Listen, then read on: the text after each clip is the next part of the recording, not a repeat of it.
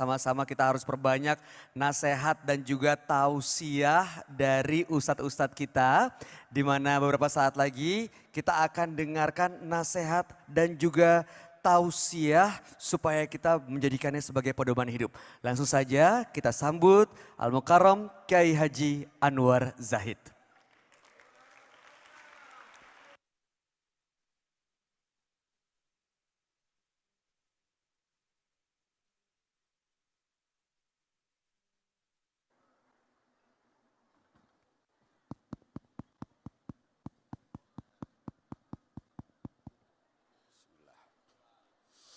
Assalamualaikum warahmatullahi wabarakatuh. Bismillahirrahmanirrahim. Alhamdulillahi wahdah. Wassalatu wassalamu ala man fihi uswatun hasanah.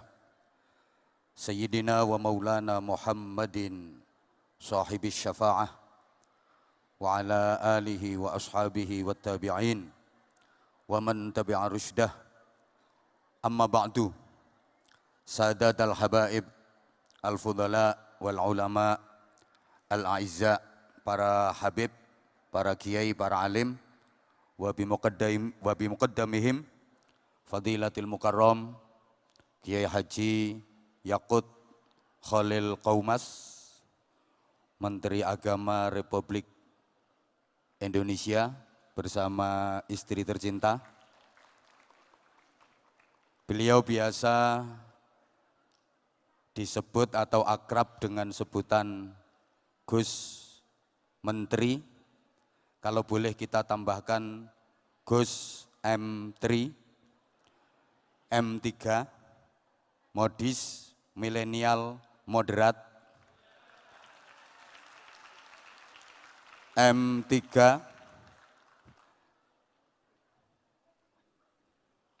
muda, manis, maco.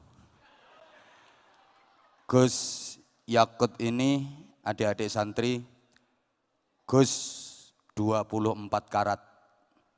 Ibarat emas murni, karena abahnya kiai, mbahnya kiai, buyutnya kiai, canggahnya kiai. Sampai ke atas kiai semua, maka Gusnya 24 karat. Kalau ada santri yang bukan keturunan kiai, kemudian diambil menantu sama kiai, itu disebut Gus 12 karat. Sama perempuan yang putrinya kiai, asli putri kandung, itu neng 24 karat. Kalau misalnya kalian, maaf, yang bukan keturunan kiai diambil menantu sama kiai, kalian jadi neng 12 karat. Kalau mumpuni handayakti tadi, neng sekarat.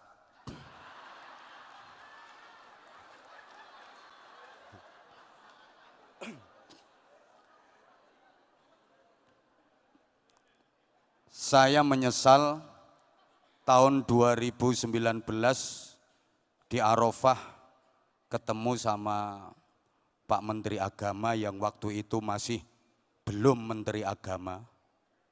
Beliau masih Komandan Banser, Ketua Umum GP Ansor sampai sekarang. Beliau memang keleleran nggak dapat tenda bersama istri tercinta. Dan saya menyesal menolong beliau waktu itu. Saya bawakan nasi sekotak, kita makan berdua. Dalam hati saya ngomong, Gus, nanti jenengan jadi menteri.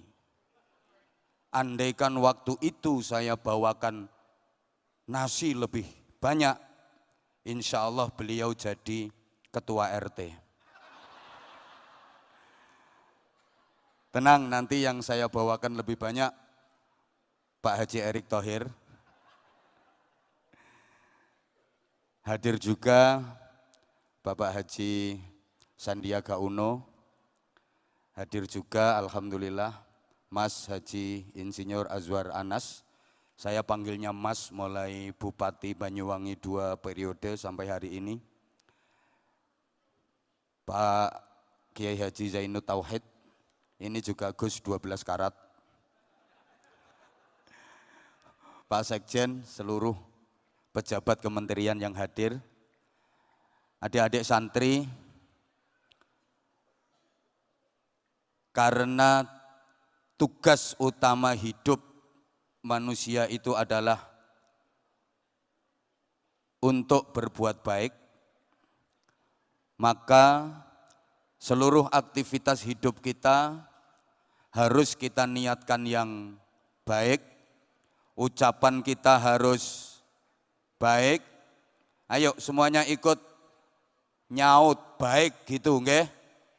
Diulang, tugas utama hidup itu untuk berbuat menjadi orang, maka seluruh aktivitas hidup kita harus kita niatkan yang pikiran kita harus, ucapan kita harus, hati kita harus, perilaku kita harus, dan semua harus kita kerjakan dengan cara yang dengan semangat melakukan perbaikan menuju kebaikan agar kita bisa menjadi pribadi-pribadi yang terbaik.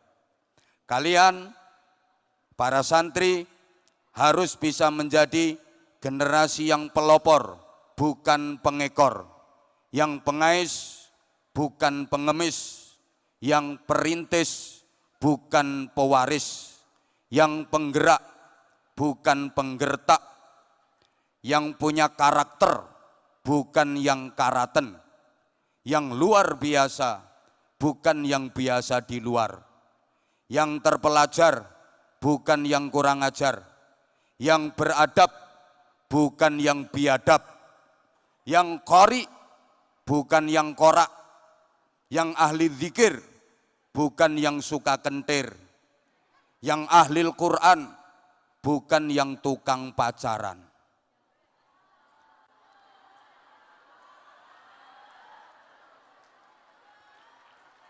Maka momentum peringatan Hari Santri tahun 2022 ini jangan hanya formal seremonial, jangan hanya tradisi dan selebrasi, tapi harus benar-benar mampu memotivasi kita agar menjadi manusia yang benar-benar berakhlak santri, berjiwa santri. Allahumma sholli ala Muhammad. Adik-adik, maaf yang di atas panggung, saya sekarang sasarannya ke sebelah sini saja. Kata santri, kalau ditulis pakai huruf hijaiyah, itu jumlah hurufnya ada 5. Sin, nun, ta, ra, ya. Masing-masing punya arti kalau ditinjau dari disiplin ilmu taktik, artinya ilmu otak-atik. 5 ini nanti selaras dengan dasar negara kita, ideologi bangsa Indonesia, Pancasila, yang silanya ada berapa? 5. Pertama, sin, itu artinya salikun ilallah. Santri adalah orang yang menempuh jalan kehidupan menuju ridha Allah, fokus pada nilai-nilai spiritual.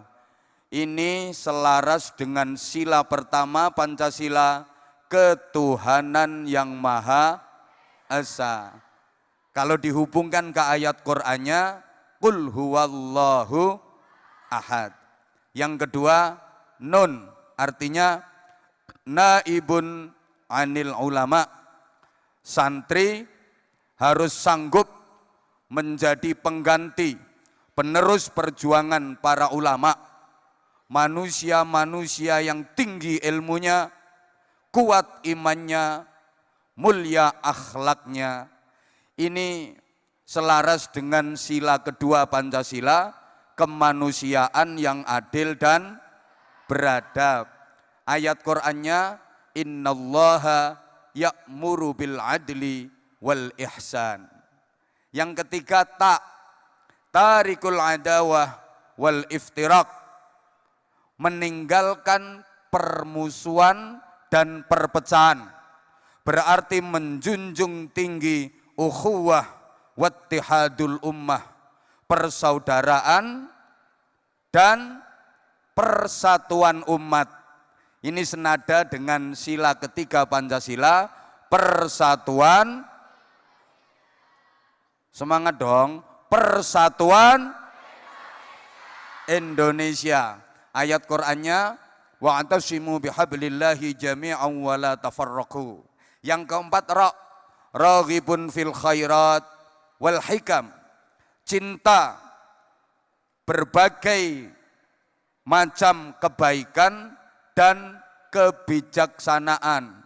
Kebaikan dan kebijaksanaan bisa didapat melalui musyawarah. Ini cocok dengan sila keempat, kerakyatan yang dipimpin oleh hikmat kebijaksanaan dalam permusyawaratan perwakilan. Ayat Qur'annya, wasyawirhum fil amr wa amruhum syura bainahum. Yang kelima, yakin birahmatillah wa syafaati rasulih. Yakin mendapatkan rahmat kasih sayang Allah, yakin mendapatkan syafaat Rasulullah. Dengan keyakinan itu pasti akan terwujud keadilan sosial bagi seluruh rakyat Indonesia. Ini ayat Qur'annya, wa ma arsalnaka illa rahmatan lil alamin. Kemudian adik-adik santri, kata santri kalau ditulis pakai huruf abjad A B C D E, S A N T R dan I. S sanggup, A amanah, N neruskan, T tuntunan, R rasul, I ilahi. Santri harus sanggup, amanah, neruskan tuntunan rasul ilahi. Santri terdiri dari dua suku kata, san dan, kurang semangat yang sebelah sini, san dan, oke, san itu diambil dari bahasa Arab ihsan, artinya kebaikan. Sedangkan tri adalah bahasa Sansekerta, artinya tiga.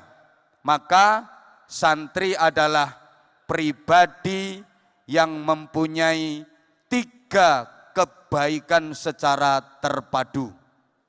Berakhlak baik kepada Allah, berakhlak baik kepada sesama manusia, dan berakhlak baik kepada alam semesta.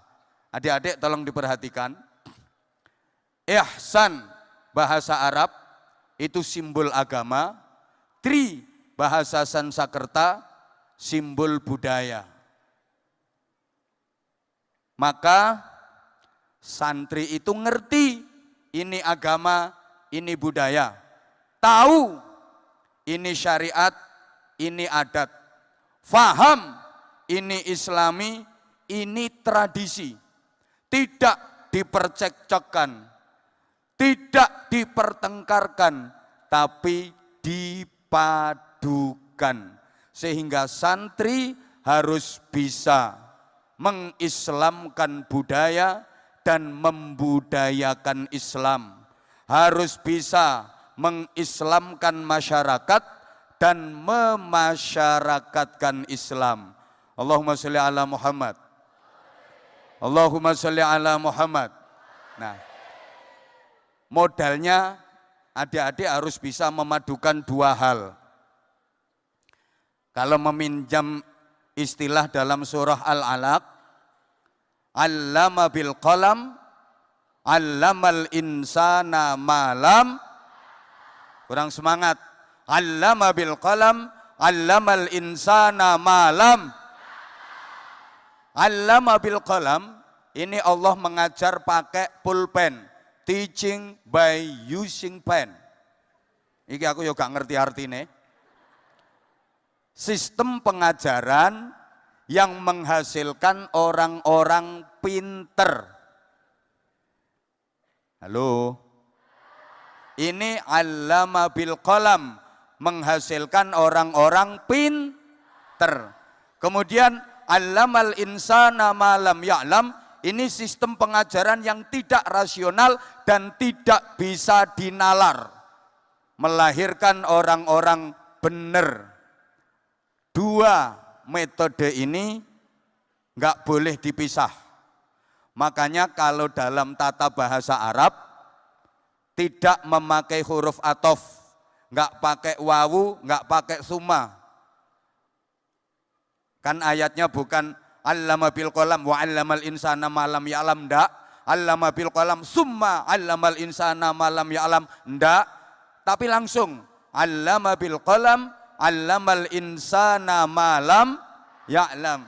Ini kalau dalam ilmu balaghah disebut kamalul ittisal. Nanti adik-adik kalau udah belajar ilmu balaghah pasti paham. Maknane dua-duanya harus menyatu, nggak boleh dipisah. Santri itu harus pinter, harus bener, harus kurang semangat. Harus pinter, harus bener, harus. Karena pinter kalau nggak bener, keblinger dan berpotensi ngerusak. Bener kalau nggak pinter, menjengkelkan. Bahasa Inggrisnya the nganyelke. Bener kalau nggak pinter itu menjengkelkan. Wong ditanya baik-baik, Mas dari mana? Dari belakang. Mau kemana? Mau ke depan. Bener apa salah? Bener, tapi menjengkelkan. Rumahnya mana Mbak? Indonesia. Rumahnya mana? Cilacap. Bener apa bener? Woi, Allah ya Karim. Gini ya, bener kalau nggak pinter itu menjengkelkan. Ada orang laki-laki kehilangan motor, kehilangan sepeda motor, dia nggak mau lapor polisi, dia malah seneng. Alhamdulillah motor hilang malah seneng. Temennya heran, kamu itu motor hilang, nggak mau lapor polisi, nggak sedih kok malah seneng. Jawabnya gini, ya alhamdulillah, biasanya sering saya naikin nggak hilang, ini hilangnya kok pas nggak saya naikin. Coba hilangnya pas saya naikin, saya ikut hilang. Ini bener, tapi nganyel ke. Allahumma sholli ala Muhammad. Nah, maaf, pinter kalau nggak bener, keblinger. Ada santri pinter, ngajinya pinter, sekolahnya pinter, ujiannya pinter. Ujian nahwu sorob nilainya 9. Ujian tafsir hadis nilainya 9. Balaghah mantek nilainya 9. Usul fikih mustalah hadis nilainya 9. Tauhid fikih nilainya 9. Tapi sholat subuhnya juga jam. Ada enggak? Ada. Ini anaknya pakai jilbab warna putih. Maka pinter saja enggak cukup adik-adik. Tolong diperhatikan. Maaf, tolong diperhatikan. Tidak semua orang pinter itu benar. Tidak semua orang yang teriak-teriak. Kalau pengen tinggi derajatnya dunia akhirat, istiqomahlah, rutinlah sholat malam. Orang yang teriak gitu, belum tentu dia sendiri kalau malam rutin sholat malam. Halo? Orang yang mengajak sedekah, belum tentu dia sendiri rajin sedekah. Maaf, orang yang teriak anti korupsi, belum tentu dia sendiri tidak korupsi.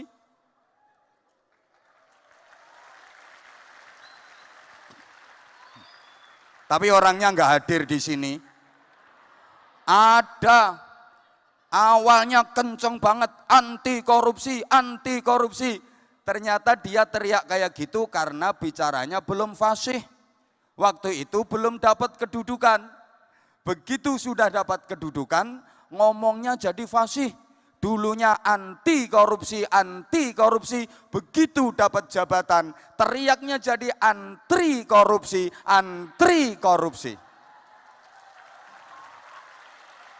Itu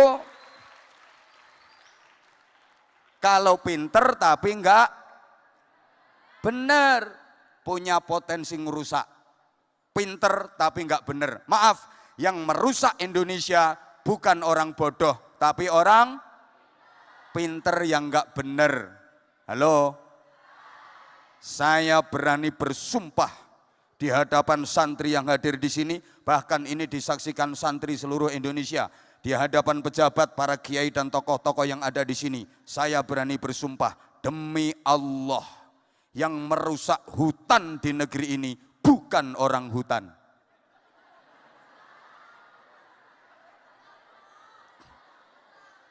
Sing rusak alas kuwi dudu kethek. Tapi orang-orang pinter yang akhlaknya lebih rusak daripada ngomong ketheknya kok sambil ngelihat saya.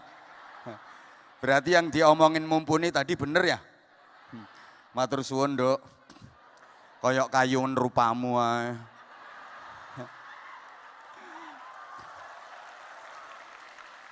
Subhanallah.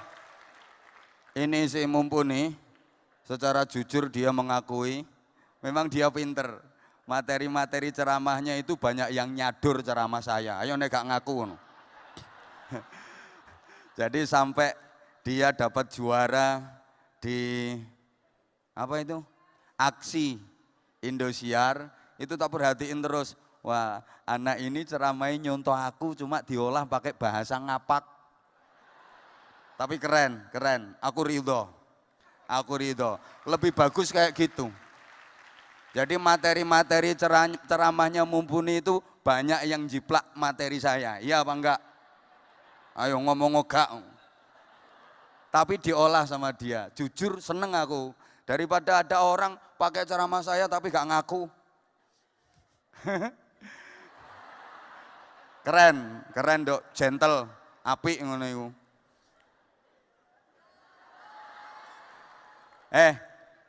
Ini pentingnya ya pinter, ya bener ya. Anak-anak kalau sekedar pinter gampang. Ada sekolahnya, ada kuliahnya, ada kampusnya, ada fakultasnya. Tapi untuk bener susah. Ini nanti kehebatannya santri. Pak Menteri, saya mohon tambahan waktu sebentar boleh ya? Halo? Wes. Minta tambahan waktu 5 menit boleh? Ini waktunya mestinya harusnya sudah habis. 5 menit saja. Kalau sekedar pinter, gampang. Yang susah itu bener. Maaf adik-adik, kalau pengen pinter hukum, ada fakultas hukum, tapi tidak ada fakultas keadilan.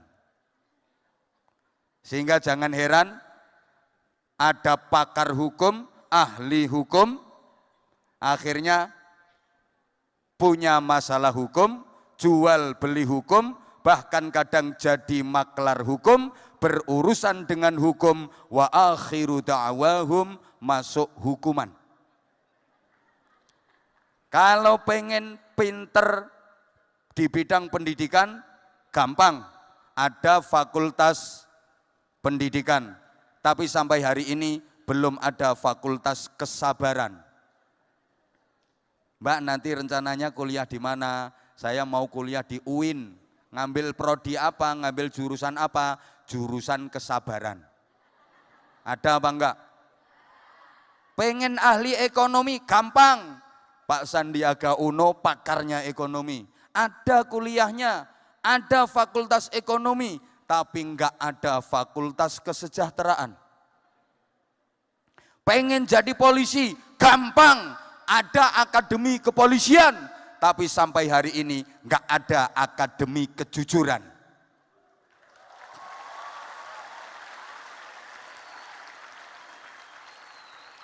Kalau pengen jadi ahli dakwah, pengen pinter dakwah, gampang. Ada fakultas dakwah, tapi enggak ada fakultas keikhlasan. Maka jangan heran, kadang ada ustadz kiai diundang dakwah, pulang gak disangoni, gremeng. Dan izin Gus Menteri Anwar Zahid bukan lulusan fakultas keikhlasan. Jadi mohon jangan diuji keikhlasan saya. Sampai hari ini saya belum pernah diwisuda dari fakultas keikhlasan. Kiai dulu, kiai sepuh dulu, termasuk abahnya Gus Menteri, mbahnya Gus Menteri, idola saya di bidang ceramah, singa podium, tapi tiba putune, pinter aku ceramahnya. Mbahnya beliau top, mbahnya Gus Menteri ini singa podium. Kalau udah berada di podium di mimbar kayak gini, semua terdiam, cep, kelekep, nggak ada yang berani ngomong. Beliau punya doa yang izin sampai sekarang doanya juga saya amalkan. Bismillahirrahmanirrahim. Sang manik cemar, uripmu wis kawengku dening aku, itu ijazah dari mbahnya beliau. Ya, ini mumpuni urung duwe, engko tak kei engko.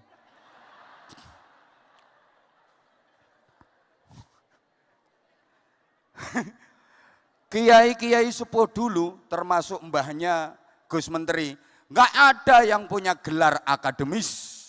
Apalagi titel sampai renteng-renteng lebih panjang daripada namanya. Sekarang kan banyak gelar akademis yang lebih panjang daripada namanya. Di depan ada Prof, DR, DRS, IR. Namanya cuma Dugel. Belakangnya MSI, MHI, MPDI, MM, MH, terakhir BH. Tapi nilai kemanfaatan dan keberkahannya, mohon maaf, kiai sepuh dulu nggak ada yang punya gelar akademis, tapi sukses mengantar santri-santrinya menjadi tokoh-tokoh besar, menjadi orang-orang hebat. Bahkan mayoritas pendiri negeri ini adalah tokoh produk dari pondok pesantren. Mayoritas pejuang kemerdekaan yang merebut dan mempertahankan kemerdekaan adalah produk dari kiai-kiai yang sama sekali nggak punya gelar akademis. Mbah Khalil Bangkalan, Mbah Yai Soleh Darat Semarang, bukan sarjana, tapi mempunyai santri yang namanya Muhammad Hashim Asy'ari, Hadratus Syekh, yang kemudian beliau mendirikan Jam'iyah Nahdlatul Ulama, organisasi terbesar di Indonesia, bahkan di dunia.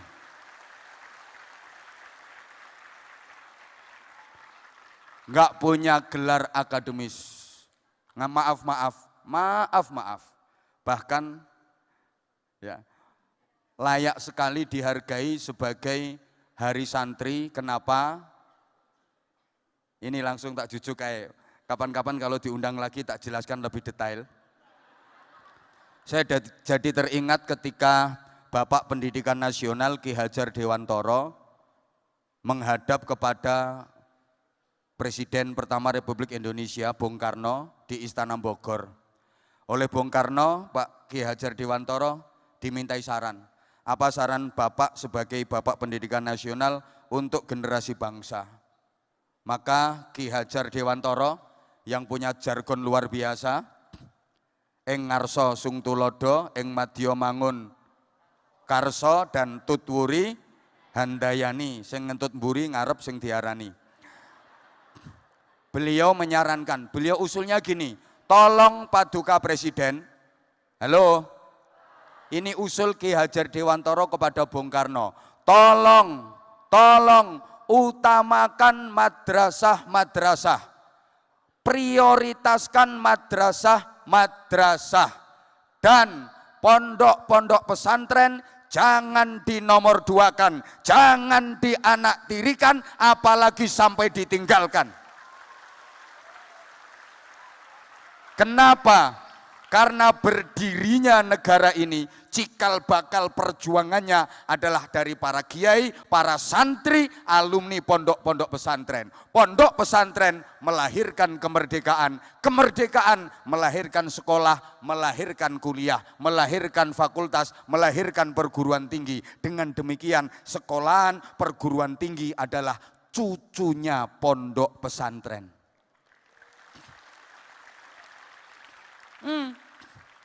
Pahlawan-pahlawan nasional banyak yang kiai. Tolong perhatikan. Coba, itu banyak kiai pahlawan-pahlawan nasional. Ada Kiai Mojo, alim, santrinya banyak.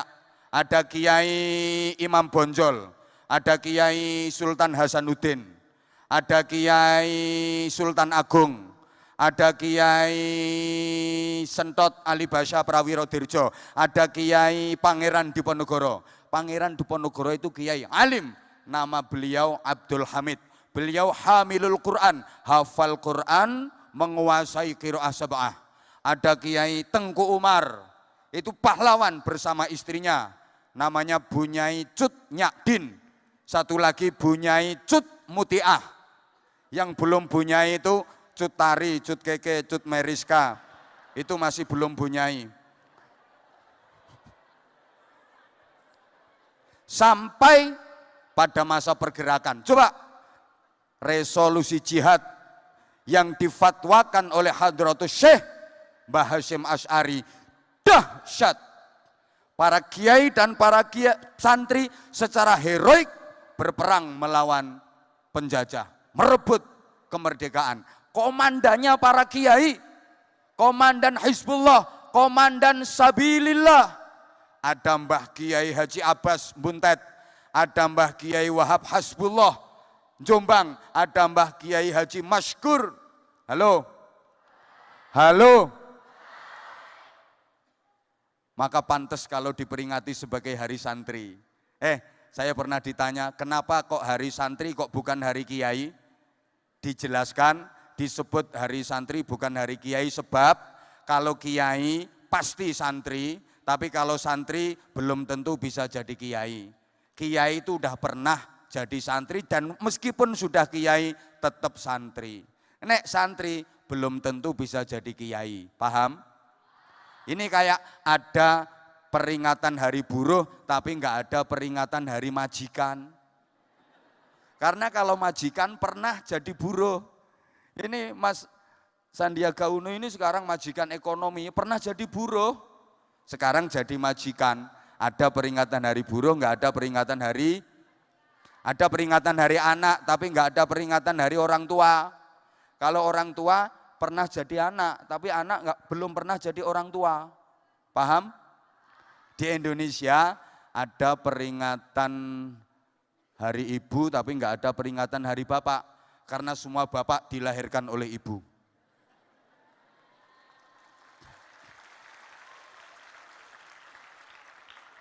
Dan semua ibu tidak dilahirkan oleh bapak. Maka ibu istimewa dan ibu spesial, ketika ibu hamil kerja boleh ambil cuti hamil, tapi bapak enggak boleh minta cuti menghamili.